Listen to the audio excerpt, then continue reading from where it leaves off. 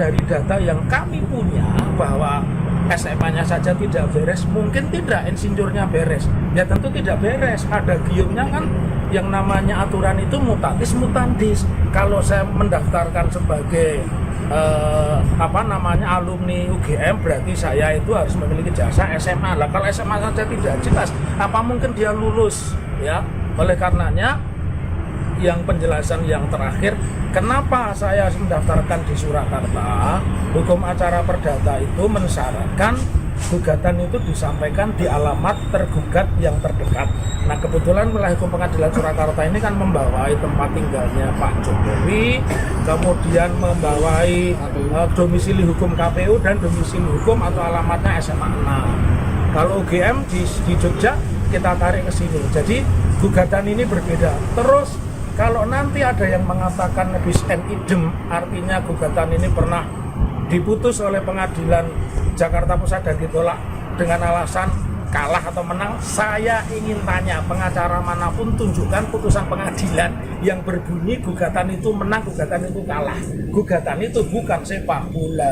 Kalau menang skornya berapa 0, kalau kalah minusnya berapa. Jadi kalau ada advokat, siapapun mengatakan gugatan serupa itu pernah dikalahkan di pengadilan Jakarta, saya yakin itu sekolahnya nggak beres. Nah, secara teknis pasal-pasal berapa silakan ini sampaikan. Ya, terima kasih.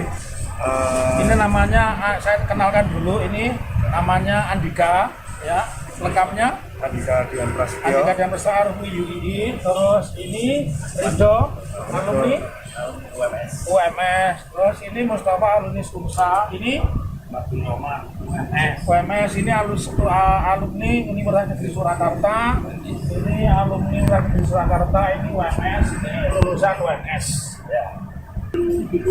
Tipu UGM, kenapa harus pakai tipu? Karena UGM itu sangat disayang. Ini pertanyaan bagus.